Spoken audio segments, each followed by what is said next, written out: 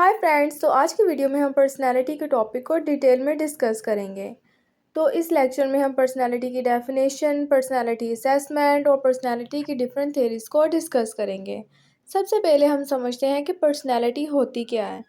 तो स्क्रीन पर आप देख सकते हैं डेफिनेशन के personality is the unique pattern of thoughts, feelings and behaviours that makes us individual different from others. तो इस डेफिनेशन को सिंपल वर्ड्स में समझते हैं। पर्सनैलिटी से मुराद किसी इंसान का वो यूनिक तरीका है जिस तरह वो सोचता है, फील करता है और बिहेव करता है। यानी हर इंसान का सोचने का तरीका, इमोशंस एक्सप्रेस करने का तरीका और दूसरों के साथ डील करने का तरीका अलग होता है। इसी वजह से हर इंसान की पर्सनैलिटी भी दूसरों से डिफरेंट होती है। तो अब हम पर्सनैलिटी की करैक्टरिस्टिक्स को एक एक करके समझते हैं। सबसे पहले है यूनिक टू एवरी इंडिविजुअल। इसका मतलब है कि हर इंसान की पर्सनैलिटी यूनिक होती है।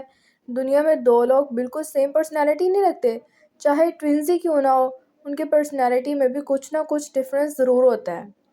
दूसरा है includes thoughts, emotions and behaviour.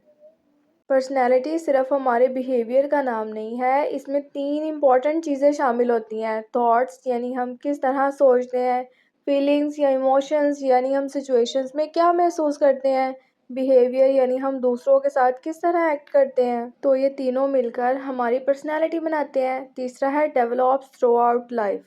इस पॉइंट का मतलब है कि पर्सनैलिटी एक दिन में डेवलप नहीं होती। बचपन से लेकर एडल्टहुड तक हमारी पर्सनैलिटी ग्रेजुअली डेवलप होती रहती है। हमारे एक्सपीरियंसेस और लाइफ की डिफरेंट सिचुएशंस पर्सनैलिटी की डेवलपमेंट में इंपॉर्टेंट रोल प्ले करती हैं। Influenced by heredity and environment यानी पर्सनैलिटी पर दो मेजर फैक्टर्स का असर होता है। पहला फैक्टर है हेरिडिटी यानी जो क्वालिटीज़ हमें अपने पेरेंट्स से जीन्स के थ्रू मिलती हैं। दूसरा फैक्टर है एनवायरनमेंट यानी फैमिली, स्कूल, फ्रेंड्स और सोसाइटी। तो ये दोनों मिलकर पर्सनैलिटी को शेप करते हैं। Fairlie stable but can change through experience. इसका मतलब है कि पर्सनैलिटी जनरली स्टेबल होती है, लेकिन अगर इंसान को नए एक्सपीरियंसेस मिलें या लाइफ में इम्पॉर्टेंट चेंजेस आएँ तो पर्सनैलिटी के कुछ एस्पेक्ट्स में भी चेंज आ सकता है। तो अब हम नीचे दिए गए एग्जांपल्स देखते हैं। स्क्रीन पर आप देख सकते हैं ऑनेस्ट, फ्रेंडली, कॉन्फिडेंट, शाय। ये सब पर्सनैलिटी ट्रेट्स की एग्जांपल्स हैं। ऑनेस्ट इंसान हमेशा सच बोलने की कोशिश करता है।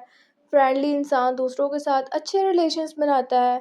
कॉन्फिडेंट इंसान अपनी एबिलिटीज़ पर यकीन रखता है। और शाय इंसान कम बोलता है और नए लोगों से बात करने में हिचकिचाहट सी महसूस करता है। तो ये तमाम ट्रेड्स जो है मिलकर किसी इंसान की पर्सनैलिटी को डिस्क्राइब करते हैं।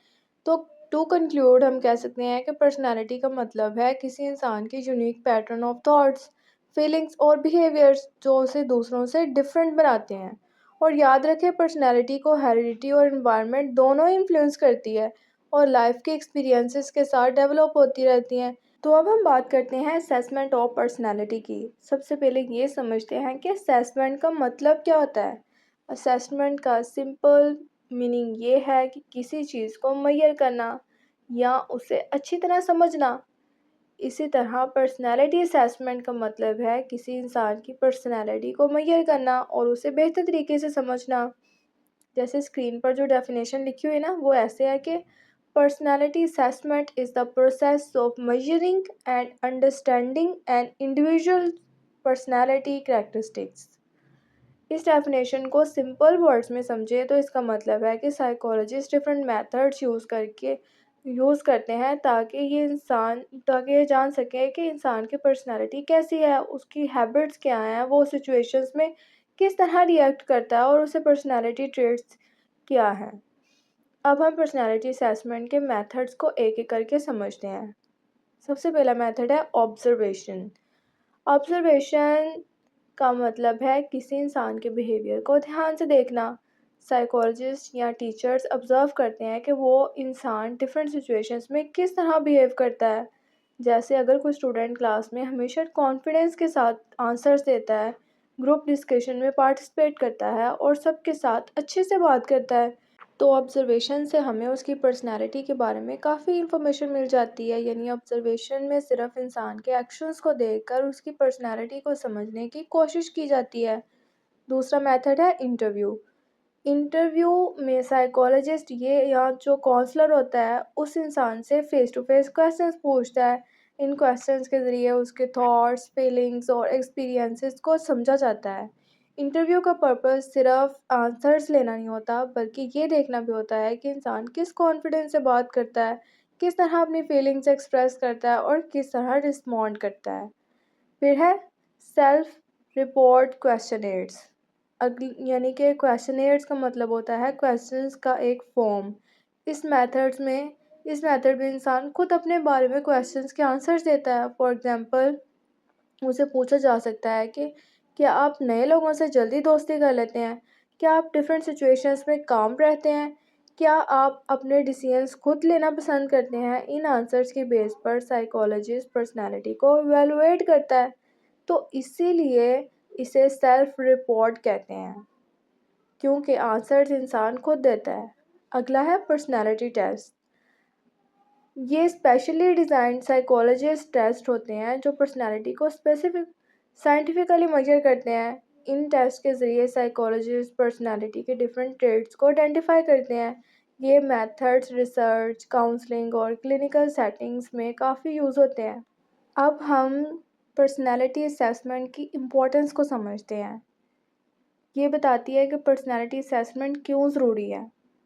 यानी अंडरस्टैंड इंडिविजुअल डिफरेंसेस। सबसे पहला पॉइंट है, हर इंसान दूसरे से डिफरेंट होता है। पर्सनालिटी असेसमेंट हमें ये समझने में हेल्प करती है कि लोगों की पर्सनालिटीज़ एक दूसरे से किस तरह डिफरेंट हैं। फिर है करियर गाइडेंस। यानी दूसरा पॉइंट करियर गाइडेंस है कि हर करियर के लिए अलग पर्सनालिटी सूटेबल होती है। पर्सनालिटी असेसमेंट से स्टूडेंट्स को अपनी एबिलिटीज़ और पर्सनालिटी के मुताबिक करियर चूज़ करने में मदद मिलती है। फिर है काउंसलिंग। अगर किसी इंसान को इमोशनल या पर्सनल प्रॉब्लम्स हो तो काउंसलर पर्सनालिटी असेसमेंट की मदद से उसकी प्रॉब्लम को बेहतर समझ सकते हैं और उसको गाइड भी कर सकते हैं। फिर है क्लिनिकल डायग्नोसिस। यानी साइकोलॉजिस्ट और डॉक्टर्स पर्सनालिटी असेसमेंट का यूज़ मेंटल हेल्थ और साइकोलॉजिकल प्रॉब्लम्स को समझने और डायग्नोस करने में भी करते हैं। फिर लास्ट पॉइंट है पर्सनल डेवलपमेंट। जब इंसान अपनी पर्सनालिटी को समझ लेता है ना, तो वो अपनी वीकनेस को इम्प्रूव और स्ट्रेंथ्स को और बेहतर बना सकता है। इसी तरह पर्सनालिटी असेसमेंट सेल्फ इम्प्रूवमेंट में भी इम्पोर्टेंट रोल प्ले करती है। तो इसको कंक्लूड करने के लिए हम ये कह सकते हैं कि पर्सनालिटी असेसमेंट का मतलब है किसी इंसान की पर्सनालिटी को मेजर और अंडरस्टैंड करना। तो इसके 4 कॉमन मेथड्स हैं: observation, interview, self report, questionnaire, personality test. और इसका पर्पस है इंडिविजुअल डिफरेंसेस को समझना, करियर गाइडेंस देना, काउंसलिंग में हेल्प करना, क्लिनिकल डायग्नोसिस करना और पर्सनल डेवलपमेंट को इम्प्रूव करना। तो अब हम बात करते हैं 2 इम्पॉर्टेंट थेरीज़ की। यानी पर्सनालिटी की 2 इम्पॉर्टेंट थेरीज़ हैं, साइकोडायनेमिक थेरी और दूसरा है बिहेवियरल थेरी। दोनों थेरीज़ पर्सनालिटी को एक्सप्लेन करती हैं, लेकिन दोनों का पॉइंट ऑफ व्यू डिफरेंट है। पहली थेरी जो है यानी साइकोडायनेमिक थेरी, ये थेरी सिगमंड फ्रॉइड ने दी थी और फ्रॉइड को फादर ऑफ साइको एनालिसिस भी कहा जाता है। यानी स्क्रीन पर पहला पॉइंट लिखा है, personality is influenced by the unconscious mind. इसका मतलब क्या है कि अनकॉन्शियस माइंड से हमारे दिमाग का वो हिस्सा है जहाँ हमारी ऐसी सोच, यादें और फीलिंग्स होती हैं जिनका हमें हमेशा पता नहीं होता।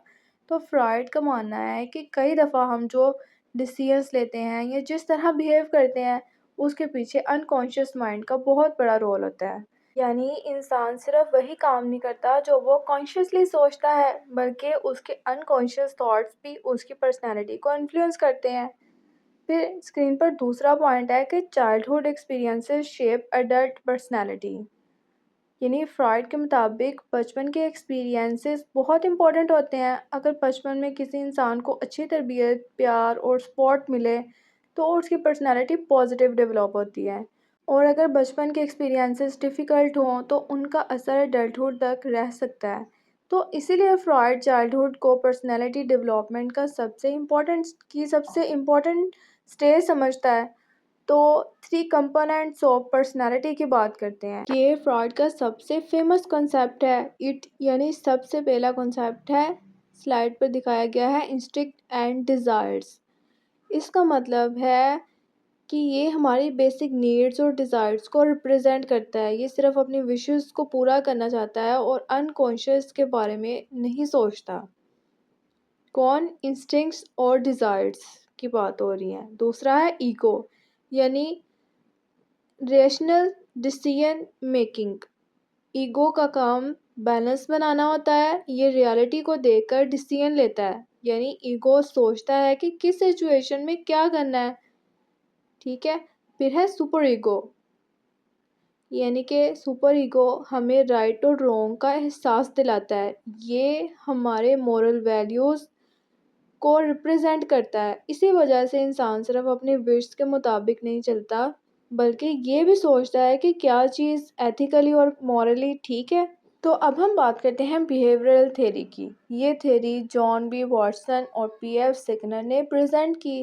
बिहेवियरल थ्योरी का फोकस अनकॉन्शियस माइंड पर नहीं होता, इस थ्योरी का फोकस लर्निंग और इन्वायरमेंट पर होता है।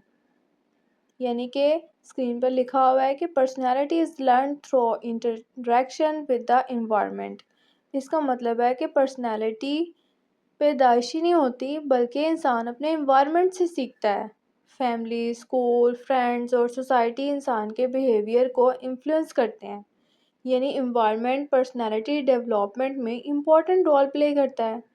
फिर है behaviour develops through reinforcement and punishment.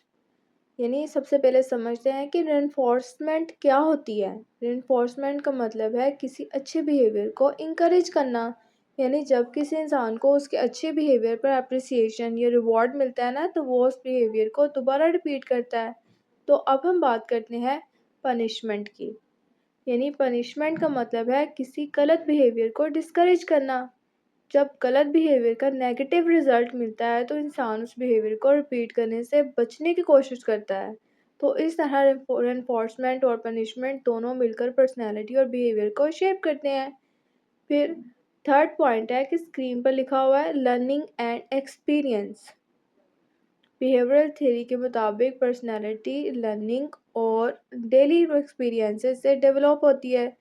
जितना इंसान ने एक्सपीरियंसेस से गुजरता है, उतना ही उसके बिहेवियर और पर्सनैलिटी डेवलप होती है।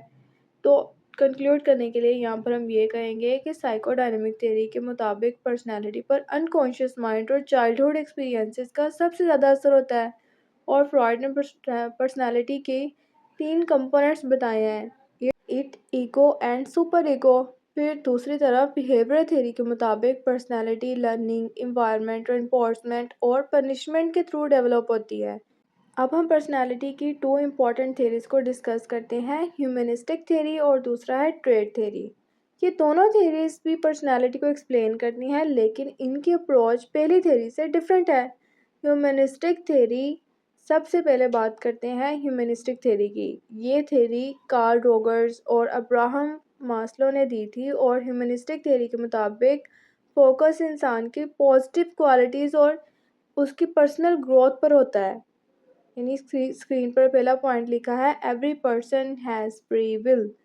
फ्री विल का मतलब है कि हर इंसान के पास अपने डिसीजंस खुद लेने की एबिलिटी होती है, यानी इंसान सिर्फ इन्वायरमेंट या अनकॉन्शियस माइंड की वजह से डिसीजन नहीं लेता, बल्कि वो खुद भी चूज़ कर सकता है कि उसे किस तरह की लाइफ गुजारनी है और किस तरह का इंसान बनना है।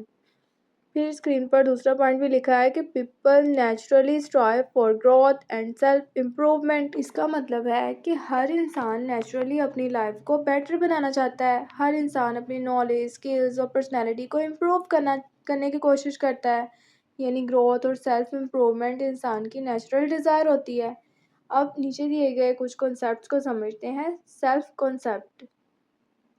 सेल्फ कॉन्सेप्ट का मतलब है कि इंसान अपने बारे में क्या सोचता है, यानी वो अपनी पर्सनैलिटी, एबिलिटीज़ और क्वालिटीज़ को किस नज़र से देखता है। अगर किसी इंसान को सेल्फ कॉन्सेप्ट पॉजिटिव हो, तो उसका कॉन्फिडेंस भी ज़्यादा होता है। सेल्फ इस्टीम अगला कॉन्सेप्ट है, यानी सेल्फ इस्टीम का मतलब है अपनी वैल्यू और इम्पोर्टेंस को समझना। जब इंसान अपनी रिस्पेक्ट करता है और अपनी एबिलिटीज़ पर ट्रस्ट करता है, तो उसकी सेल्फ इस्टीम अच्छी होती है। सेल्फ एक्चुअलाइजेशन, ये ह्यूमनिस्टिक थ्योरी का सबसे इम्पोर्टेंट कॉन्सेप्ट है। सेल्फ एक्चुअलाइजेशन का मतलब है अपनी फुल पोटेंशियल को अचीव करना, यानी इंसान अपनी एबिलिटीज़ को पूरी तरह यूज़ करे और अपना बेस्ट वर्जन बने। फिर है ट्रेट थ्योरी, यानी कि personality consist of stable traits. इसका मतलब है पर्सनालिटी डिफरेंट ट्रेट्स पर बेस्ड होती हैं। ट्रेड से मुराद पर्सनैलिटी की ऐसी क्वालिटी है जो काफ़ी हद तक स्टेबल रहती है। यानी अगर किसी इंसान में कोई ट्रेड है तो वो हर सिचुएशन में उस ट्रेड को जनरली शो करता है।